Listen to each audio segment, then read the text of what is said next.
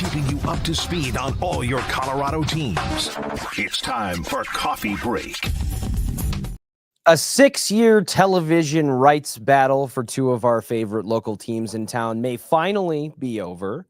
The Nuggets seem to be content with standing pat at the looming trade deadline this week, and the Colorado Buffaloes now know when they will play their opponents in 2025. All things I want to get into with our friend of the program, Jake Shapiro, who does a ton of intrepid reporting and work at denversports.com, the Nuggets, for the Buffs. Really just kind of an all-around Swiss Army knife for us on the digital operations. Jake, how are you, my friend? Oh, I'm good, Richie. Crazy week. It's been a nonstop weekend with me trying to plug in with my people in the NBA, trying to follow everything that's going on. Shout out to our guys down in Phoenix.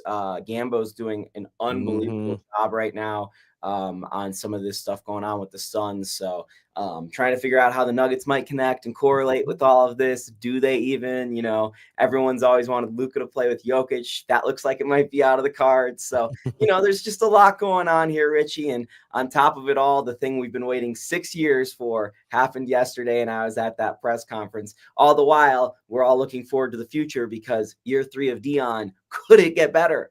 Yeah, all things Arizona sports. Our sister counterpart down there in Arizona, 98.7 Arizona Sports, does a great job. If you're ever interested or need any information on things down there, they are the place to get it. Jake, before we get into some trade deadline talk and a little bit of Buff scheduling, we got a pretty big announcement from Cronky Sports and Entertainment yesterday as it relates to the years-long, closer to a decade long than not, battle for the last 6 years between Comcast Xfinity and Altitude Sports about the airing of the Avs and Nuggets games and the blackout restrictions. But it feels like this is a Shams Charania, yes, this is real moment that this dispute could finally be over. Am I correct in saying that?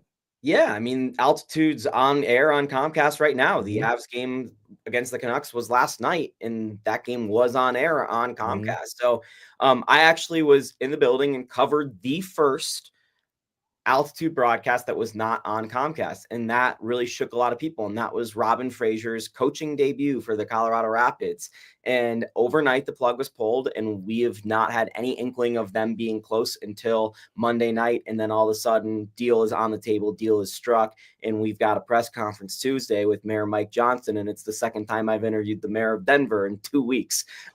So very interesting that all of these things got together. But Richie, there's a couple perspectives on this. And, there's the people in our camp that's like, well, if you're a big Avs or Nuggets fans, how do you even have Comcast at this point? Your contracts would have gone up. You probably would have switched providers, which true. I get it. But assuming you can afford it, and it's, all those other things that come with it, because there's a lot of splintering goes on, right? When you have to start piecemealing it together.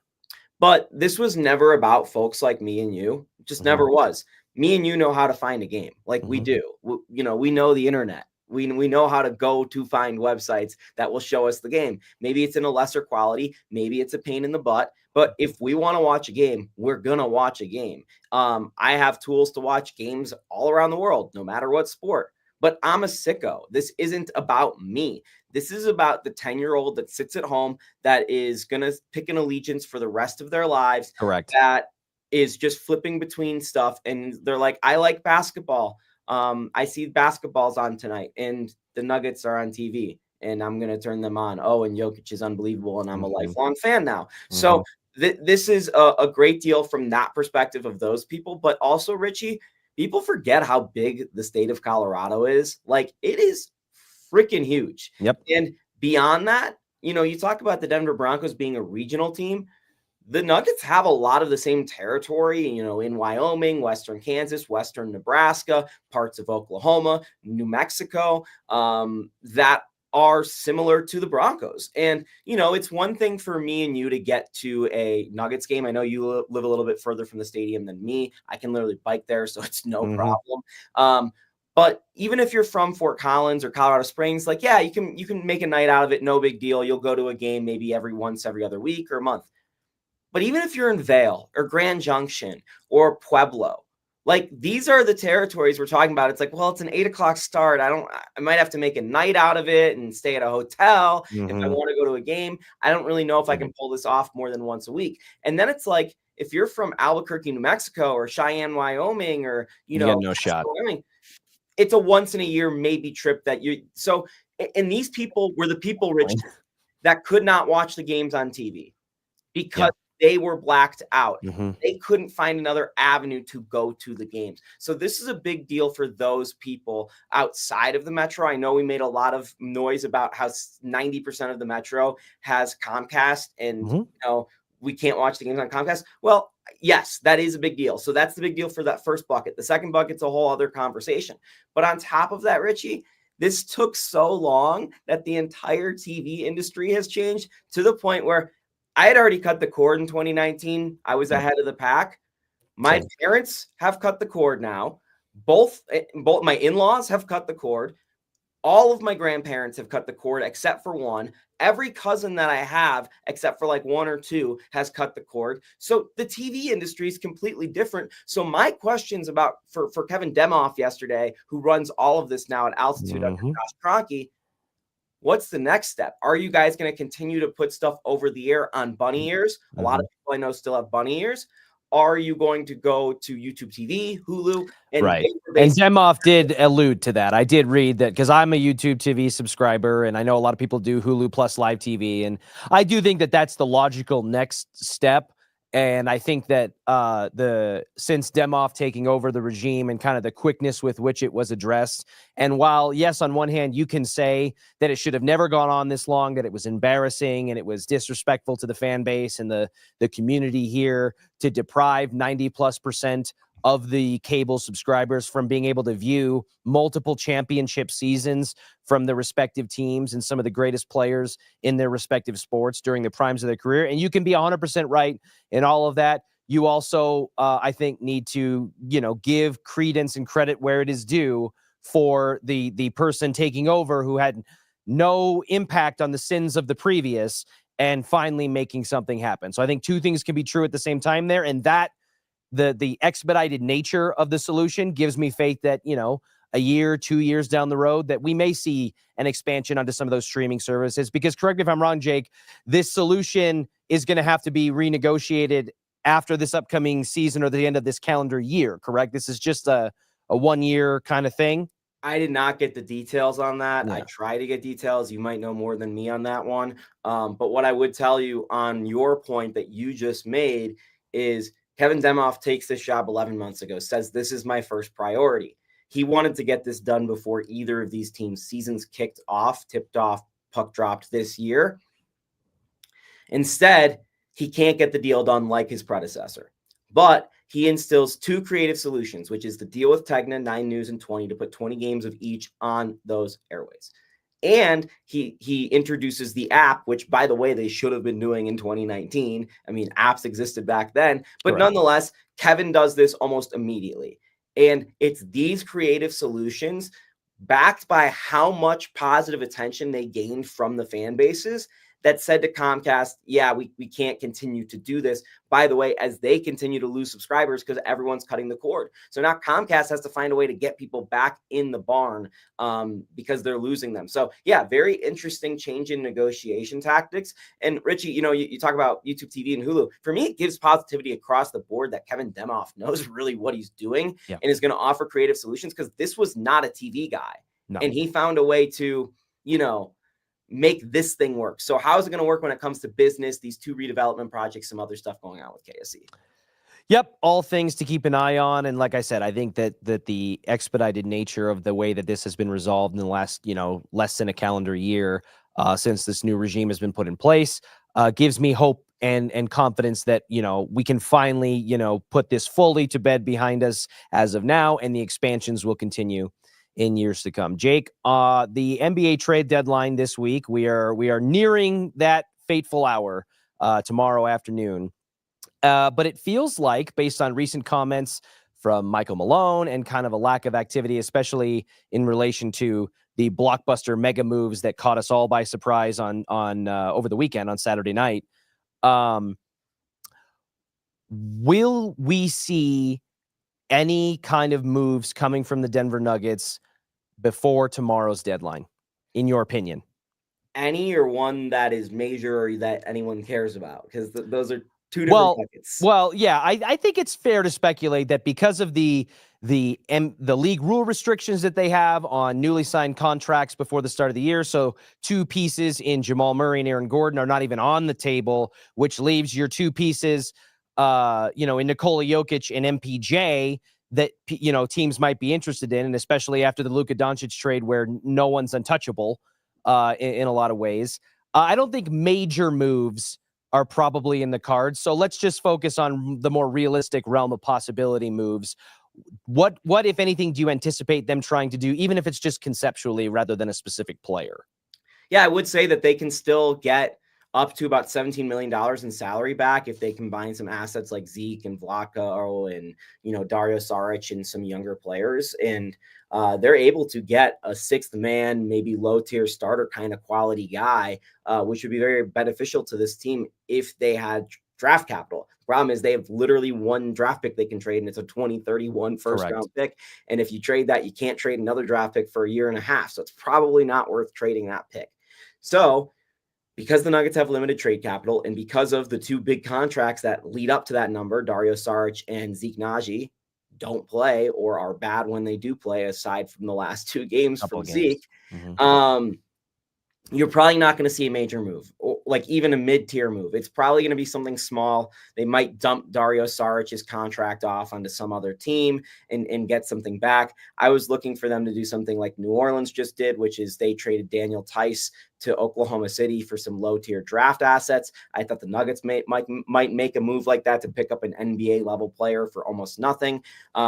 I've been advocating for them to cut Jalen Pickett or Hunter Tyson or both the entire season and go and get Lonnie Walker and Justin Holiday in free agency. But that's a little bit tougher of a conversation now, Richie, because both of those players played in the last Nuggets game because their depth is so thin due to the injuries, particularly at the power forward and small forward spot.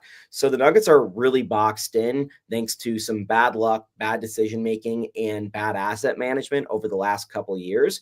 And if they make a move, it's not going to impact the playoff rotation. I'd be shocked if it impacted the playoff rotation, but it might impact what players play in the last 20 games. And when I say that, Thomas Bryant played quite a bit for the Nuggets after they had already kind of secured their spot.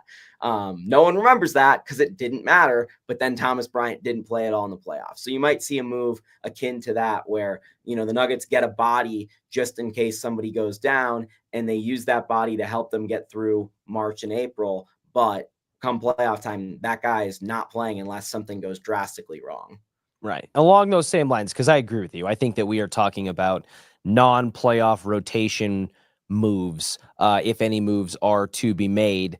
With that underlying truth, if we're just going to assume that that will be the case, what does it mean for the perception of the Nuggets as a title contender, about the perception around the future of Michael Malone, or perhaps the competency of Calvin Booth, multiple years removed from a title run, if they're in a position where they can't really make many moves, and the moves that they do make aren't going to really impact their postseason aspirations other than maybe spelling minutes for guys over the backstretch of a season so that they're not worn down like they seem to be at the end of the postseason.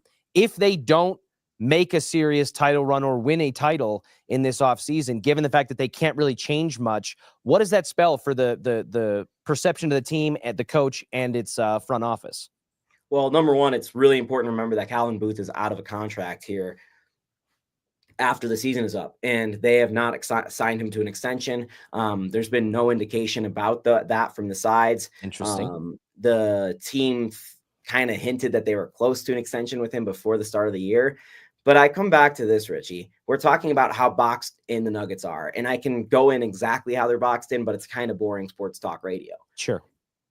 They're extremely boxed in. The number one reason they got rid of KCP, they said, this is they saying this, flexibility. We're going to get rid of KCP because we want to maintain flexibility. They have no flexibility. Right. So the guys of not paying KCP and penny pinching and saving dollars, what they netted from that was the ability to sign Dario Saric. Mm-hmm. How has that worked out? So Not I great, think Bob. every Nuggets fan in the world would pay a lot of money right now themselves to have KCP on this roster instead of Dario Saric. And that single move probably would have made the Denver Nuggets a legitimate contender this year. And you like their chances against Oklahoma City. Now you're kind of sitting here going, you kind of need an injury. You kind of need the right matchup. Maybe someone knocks someone out in the West and you end up there. I mean, it happened to Miami when the Nuggets met Miami, right? In the finals. I think the Nuggets are a much better team than that Heat team. So it's not quite that extreme. So I'm not going to say the Nuggets, don't have a chance at winning the title this year. I think they do. They have the best player in the world still. They have a chance. Gives you a puncher's chance. And I'm not even the guy, Richie, who's going to say everyone in the West and all the contenders are getting better. They aren't. The Mavs got better on paper, but if you're a Dallas Mavericks player, how can you not quit on your team after they trade Luka? Yeah, and I still think I think that it's easy to say on paper they got better, but I do have a lot of questions about in reality how well that transitions and what the timeline looks like for that ascension. No team, and I need to do the exact research on this, but I did this when Durant was traded to the Suns. When you trade for a former all first team NBA player from the season before, within the season at the deadline, the last time one of those teams won a title was like the 80s. Like it just doesn't happen. You can't make that major of a move in season. It does not have a positive effect until really the next season. So that strikes the Lakers and the Mavericks off the table, who, by the way, are below the Nuggets in the standings right now. The Rockets are too young. Like they look so good, Richie. And I'm saying this as they've just gone on a 4-game losing streak. I've been impressed every one of those games. They're playing without Sengun and Fred VanVleet right now, but they don't have a guy down the stretch. When it comes to crunch time, they don't know who to throw the ball to. That's not happening. The Spurs got legitimately better with Fox. Yes. That's still a year away. Okay. So then you're looking at Memphis. Every time Ja Morant plays, they are a problem. Those matchups between Memphis and Denver, the last time those two teams were healthy during the Nuggets title run, that was so fun. Jaren Jackson Jr., your boy, way better of a player right now than he was 2-3 years ago. So that's a team that scares me. The Thunder, they scare me. They are so good. They've lost 3 games with Isaiah Hartenstein in the lineup this year. The Clippers got absolutely blown away by the Lakers last night, and they're a team that was playing a lot better and at an all NBA type of level. The Suns are an absolute bleep show. The Trailblazers have won 8 of their last 9 games. That's not real. I mean, Richie, the Nuggets are easily at least the 3rd best team in the West still, if not number 2. I mean, you can go back out on the East Coast and Cleveland's a better team. New York's a better team. Boston's a better team. But if you're trying to make a deep playoff run and get to the finals, that's what that means, a conference finals or a finals. The Nuggets should still at least make the conference finals, if not go to the NBA finals if something bad happens to Oklahoma City. So, and then when you get to the finals, who knows who you're going to run into? Right. Last time they ran into the Heat, the second last time they were the closest to this, which was against the Lakers in 2009, they almost ran into a bad Orlando Magic team. You have no idea who you're going to run into once you get that far. Yeah, well, and then again, I think that goes to your point about not bringing back KCP, because I think that would entirely change the perception of this team. If you want to play the butterfly effect, if they bring back KCP, who admittedly has not played during at least spurts of the season as good a basketball as we saw him alongside Nikola Jokic and Jamal Murray and all that during the title run. But I think that also comes with the realization that every player plays their best version of themselves alongside the greatest player in the world, Nikola Jokic. Russell Westbrook in Denver is not what Russell Westbrook looked on the 5 previous stops in 5 previous years that Russell Westbrook was a part of. So I think that you would have that. I think we would be less concerned about depth concerns and things like that if Christian Braun, who I think is, and we've discussed, has stepped up admirably as a starter in place of KCP, would be bringing a lot of that same energy off of the bench unit, and then the concept of surviving the non-Jokic minutes or having to have the depth to be able to withstand nagging injuries from Aaron Gordon or Peyton Watson or even Russell Westbrook like we've seen recently, I think would be easier to navigate, and the losses, in terms of production or expected production from guys like Dario Saric would be less felt. So I totally agree with you, and I just think that the Nuggets are kind of in a rock and a hard place situation where they, as you said, are a little bit hamstrung and inflexible despite their efforts to not be that based on their offseason decisions. And if they don't make a conference finals run, which you've just articulated a bunch of reasons why they should at least get to that point, or don't win a championship. I still think, factoring all of that in, we're going to be coming into next season, if that's the case, if it's another second round game 7 blown lead like we saw against the Minnesota Timberwolves, we're going to be coming in next year looking at this as you know what, this might be a little bit of a stale operation, whether that's a roster construction standpoint, from a head coaching standpoint, or especially, which I did not know the details of Calvin Booth's contract situation. That makes it very interesting from a front office management standpoint. We might be looking at this thing as a little stale, and bigger changes, significant changes could come, right? Yeah, way easier to make moves in the offseason of this magnitude, which is why it's absolutely insane Luka Doncic and Anthony Davis were traded in season. That never happens. Never in season have two former all NBA first team players been traded for each other. It's never happened.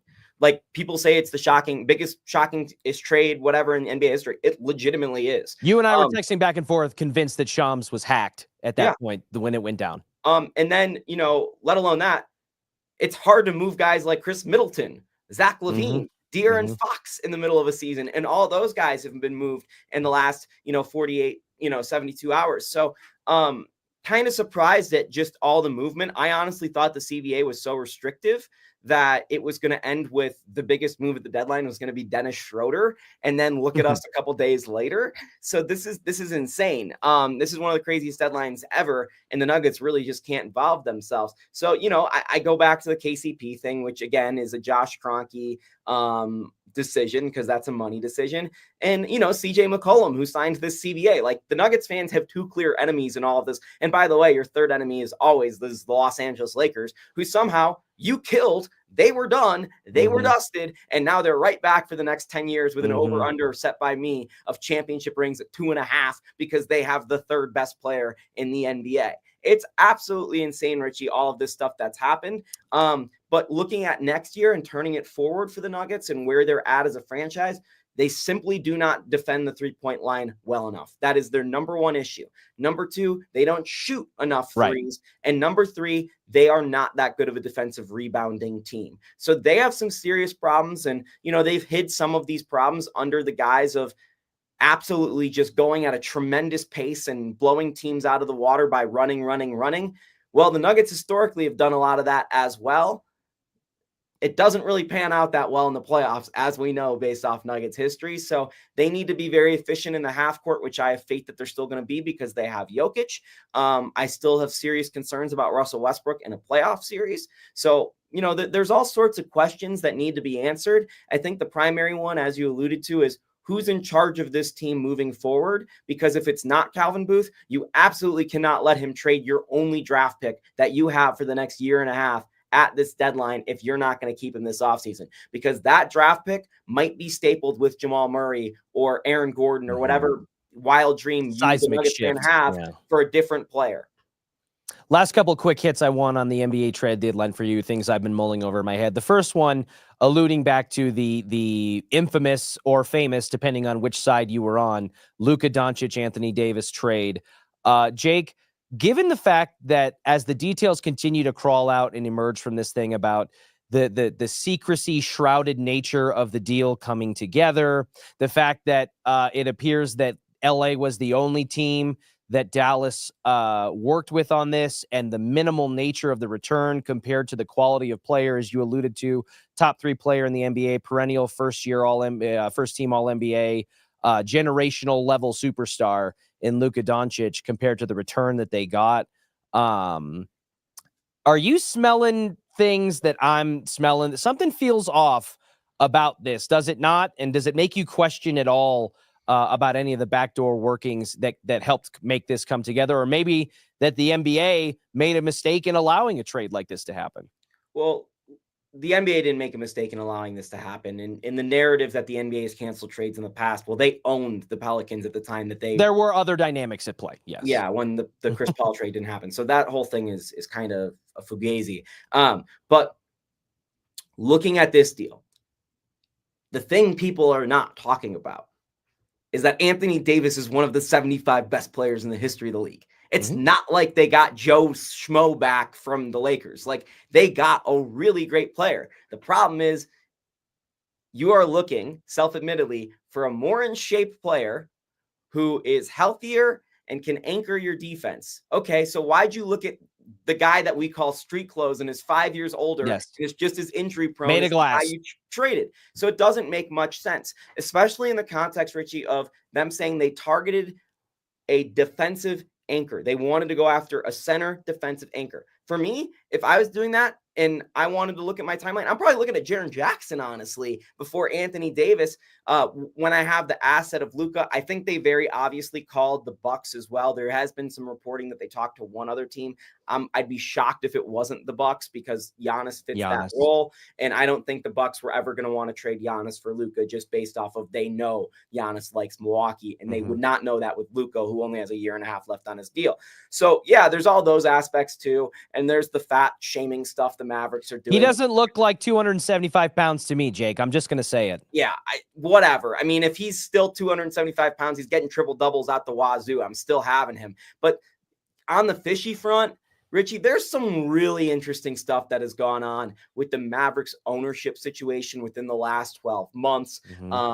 Who they are, who they're connected to, some of the stuff the NBA is working on longer term, especially in Europe. And obviously Luka's a European. There's also the Clutch aspect of this, which is Anthony Davis's agent, Rich Paul. Clutch is basically LeBron's agency, and Rich Paul's one of LeBron's best friends. And you're telling me LeBron didn't know about this, even though AD and Rich Paul, like, they're running the circle. And by the way, Kyrie is all tied in on this. Like, it's some of the biggest, like, backdoor dirty dealings that have been done in the NBA in the last 10 years, all coming together. I think what's annoying, though, if you're a Nuggets fan, is how do the Lakers keep getting away with this? Like, they've bought a generational superstar in almost every decade, going back to Kareem Abdul-Jabbar. Well, going back even further to George Mikan, like, it's absurd. They always have this guy. The Nuggets have had one of these guys ever. One.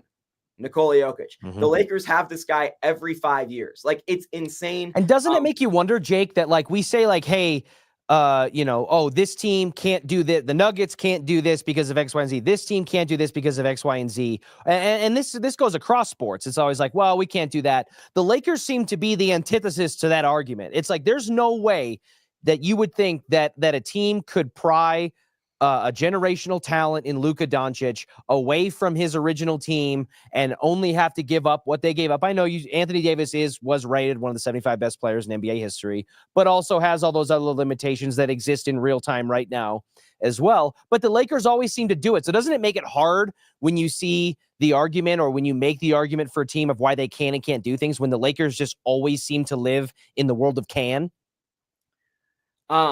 Who's the most talented player who's ever played for the Colorado Rockies? Nolan Arenado. And on the way out, the Rockies stapled $50 million to get him out of here, right? So teams are really stupid sometimes, Richie. Like, that's a thing that no one realizes. Everyone just assumes the people running these teams are billionaires or millionaires or smart just because they've gotten to places a lot of us wish they could be. That does not necessarily ring true. I mean, when the trade package for Marcus Smart is greater than Luka Doncic, it tells you exactly. Mikal Bridges. Yeah, well, Mikal Bridges is a really good player. He's an all-star caliber player. Marcus Smart got more in return than Luka Doncic. Marcus Smart's a really good role player. It's a different class. But there is haves and have-nots in sports. The New York Yankees forever were a have. The Rockies have been a have-not era. The Dodgers. The Dodgers are capable of doing right now. These teams exist throughout sports. And the fact of the matter is, even though the Los Angeles Lakers have been poorly run for 15 years and are a family business that is cash poor, they're still the premier franchise in the NBA, and teams and players want to go there, and teams want to conduct business with them. And no matter what, there are hard rules in place in the collective bargaining agreement that are preventing the Nuggets. There's nothing that prevents the Mavericks from actually trading Luka Doncic. Nothing. There's two players in the NBA with no trade clauses. It's LeBron James and Bradley Beal. Like, this is just how the league works. The Nuggets could trade Nikola Jokic tomorrow. Obviously, I wouldn't say obviously they're not going to do it, given what just no one is safe. No one is safe. No one is safe. But I think everyone would stop being a Nuggets fan if that happened, just rightfully so with what's happening in Dallas. But this is just how sports work. It's a really messed up thing of how sports work, because it's not pure. It's not what made us all fall in love with sports, but there's just all the business aspects to it, and you have to follow the rules of business. So is there something fishy in regards to the Nuggets can't do this and can do this and the Lakers can? No. But what I would tell you is this, Richie. Anthony Davis shared interest of going to Dallas 2 years ago. 2 years ago. Anthony Davis, before he ended up in LA, the Boston Celtics were trying to pair him with Kyrie Irving in 2018. This is a thing that's been in the works for 7 years. And the stars finally aligned to put Kyrie on the same team as Anthony Davis, who is the GM of that team, has major shoe dealings with both of them. So this is something that was talked about over almost a decade, and it finally aligned. So when we talk about and how cool it would be for Luka Doncic to play with Nikola Jokic, which I've talked about over and over again, it would be awesome. Maybe sometimes the stars just haven't aligned yet. Mm-hmm. I'm just going to put that out there. I don't believe it's ever going to happen, but given what just happened, I'm not going to say it's not possible. All of that love from the Mavericks and the mutual interest with Anthony Davis, and they still managed to miscount his all-star selections on their Welcome to Dallas graphic. Jake, I can't help, in my final thing on the NBA trade deadline here, I can't help but think, despite the massive amount of shifting that's already gone on, I can't help but think that between now and whatever it is, 2:00 tomorrow, whatever, I can't help but shake the feeling that there's one more big move coming. I don't know if it involves, Kevin Durant and possibly the shipping of Jimmy Butler, other stars and things like that. There's been a lot of talk about what the true meaning behind the Luka Doncic to LA trade means. Is that a way to reinvigorate the LeBron James era Lakers to make a title push? Is that maybe an insurance policy from the team to say, hey, we don't need LeBron to stay here anymore because we've got a new face of the franchise in Luka Doncic, and they could potentially LeBron could look to move to a contender if things haven't worked out in LA like they haven't the last couple of years, like Golden State, or maybe go back to the Eastern Conference. What do you think, if there was another seismic move to be made, what do we think we see when our tweet notification pops up from Shams or, ESPN or whatever? Jimmy Butler to the Warriors.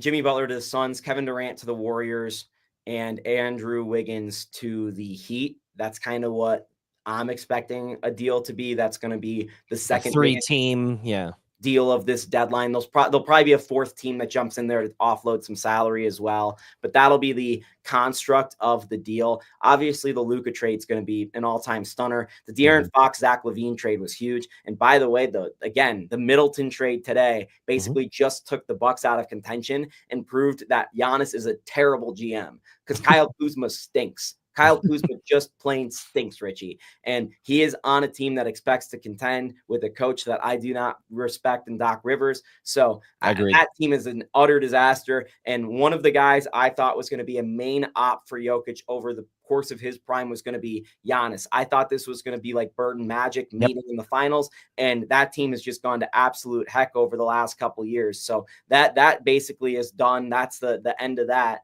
And same goes for in the West. I thought Jamal Murray versus Devin Booker was going to be a thing for years to come, and the Suns are just stuck, and they need to do something serious. And Bradley Beal is not going to waive his no trade clause. So the next logical thing is, do we have to trade the second best player on our team and an all-time great and Kevin Durant? So, that's probably what I look at as the biggest deal that could still get done. Though I do think there's going to be some deals that have a bigger impact on this year's playoff contenders. Look for like the Cavs to pick up a role player, or the Thunder today. They made a minor move for Daniel Tice. They could make another minor move. So that's the stuff that's actually going to impact who you're watching on the floor in the NBA finals. But the big names that are going around, that's the thing that's going to draw the headlines. Jake, in closing here, we got clarity this week about the Colorado Buffaloes 2025 schedule. We knew who they would play. Now we know when they'll play them. I want to go ahead and throw up the graphic here so that everybody can see what it looks like, laying out from late August all the way to late November after Thanksgiving. Jake, my general vibe on this team, because I'll just give you my kind of overarching view, and then I kind of want to hear your thoughts about the record predictions and the schedule, the way that it's structured and all of that. I think that the Colorado Buffaloes, despite having a lot of talent, and they've proven an ability to manipulate the transfer portal and kind of pull in out-of-town players to mask some deficiencies, I think that Shedeur Sanders and Travis Hunter masked a lot of deficiencies for the Colorado Buffaloes. We saw it as they continued to try to find footing in the run game year over year, and had varying success with that. And while I think that you still have Coach Prime, you have a promising quarterback prospect in Julian Lewis and Caden Salter, kind of being maybe a bridge between those two eras.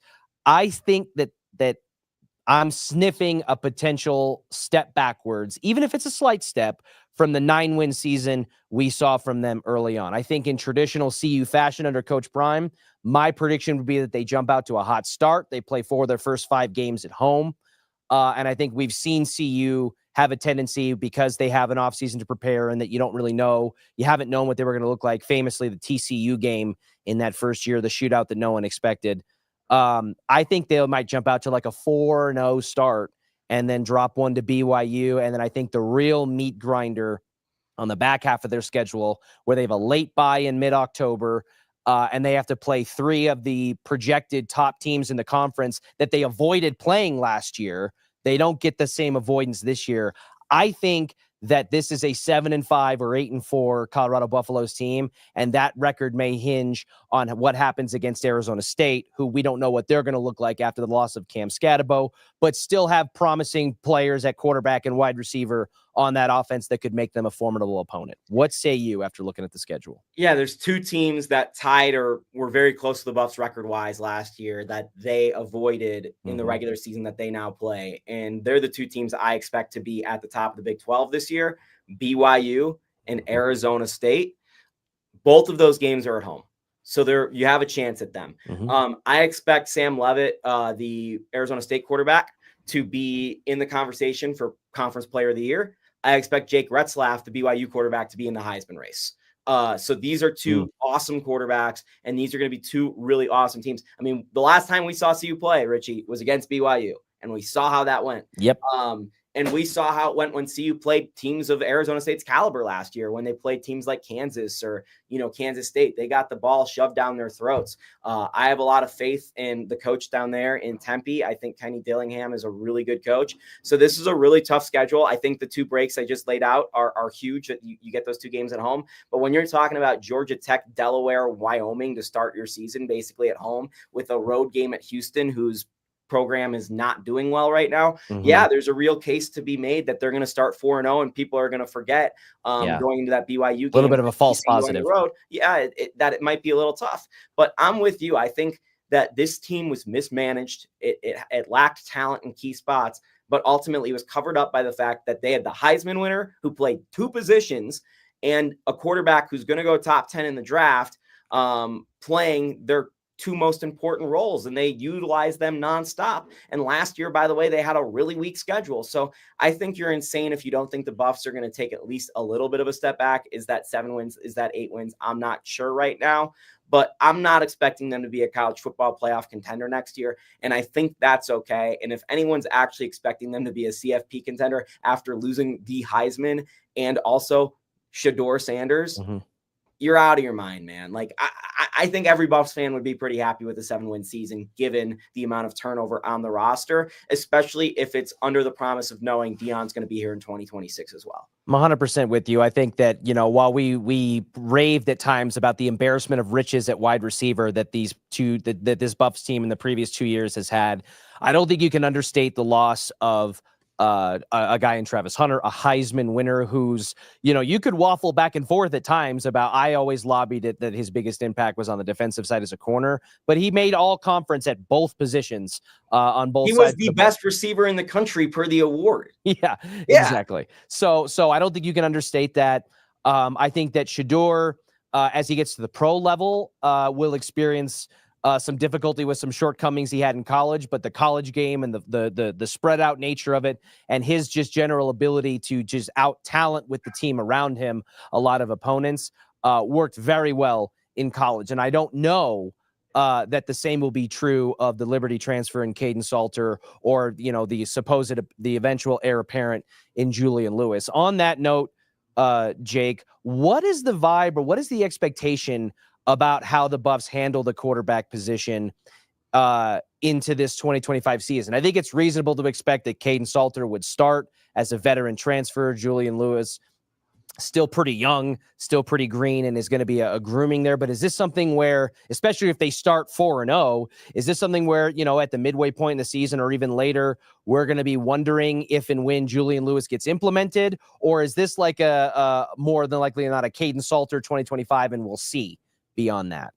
Yeah, I think to me, it's Salter's job to lose, and he's likely to have it for quite a while. He's proven to be a winner at high levels in college football and provide some incredible statistics across the way and some good highlights as well. Julian Lewis, I'm very high on, but this is a guy who's coming off a hand injury that affected him in his high school state championship game. He is reclassified, so he would have been a senior in high school this year. He's very young. Yeah, so young. I don't think he's the type of guy that's going to be upset if he doesn't play this year and is going to transfer out, especially knowing that Salter only has one more year of eligibility left. You also have to remember, Richie, that you can play 4 games now in college football and you can still get redshirted for the year. So this might be a situation where we see, the second half of Delaware is Juju Lewis. And, we see Juju Lewis start a conference game because Salter's banged up later in the season or something like that. So there's a world in which this works. And I think, 17 of the 32 teams in the NFL started their backup quarterback at some point last year or this season. I guess we're still not, the Super Bowl hasn't been done yet. So, it's likely that you're going to use your backup quarterback at some point under current football rules.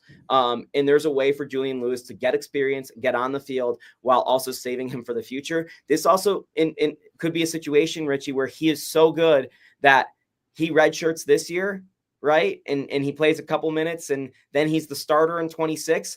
And then as a redshirt sophomore in 27, he's leaving because he's one of the best, he's one of the best draft prospects, which is crazy because it's like, oh, I wish I would have just played him. But the Buffs don't know that yet. Yeah. And it's really hard to find that out. But they do have opportunities early on in non-conference play against Delaware, against Wyoming, at home, with teams that are going to be pretty weak. If they put him out there in the second half and he looks like amazing, it's going to be hard to not play him moving forward. I love it. I love it, Jake. Love him, hate him, subpar, fantastic. Whatever side of the spectrum it lands on, the Colorado Buffaloes in the Coach Prime era, because of all the dynamics that fall into place, are hard to keep your eyeballs off, and I think this season will be no exception. I appreciate you coming on, as always, sharing your insight and chopping it up on all things Denver sports, Buffs, Nuggets. We've gone into Broncos and Avs and everything that you do at denversports.com. If you haven't, please check it out. All the work that Jake and Will and Mace and Cecil and James Marilat and all of our wonderful crew do out there. Anything and everything you want to know about the Denver sports scene is right there at your fingertips, 24 hours a day, 7 days a week. Jake, thank you so much. We'll catch up next week, my friend. Yeah, thanks, Richie. So all the rest of you out there, have a great rest of your day. We'll catch you same time, same place tomorrow.